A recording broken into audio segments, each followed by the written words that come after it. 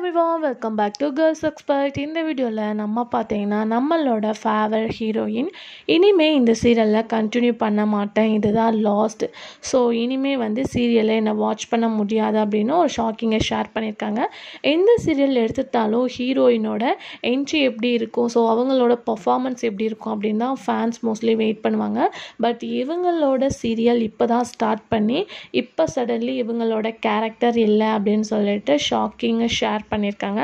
இது as usual எல்லாருமே guess பண்ணியிருப்பீங்க அப்படின்னு நினைக்கிறேன். எஸ், ஜீ தமிழில் நான் டைமாக டெலிகாஸ்ட் பண்ணிட்டுருக்க மௌனம் பேசியதே ஆல்மோஸ்ட் இந்த ப்ரோமோ ரிலீஸ் பண்ணப்பவே எல்லா பேத்துக்கும் நல்லா தெரியும்.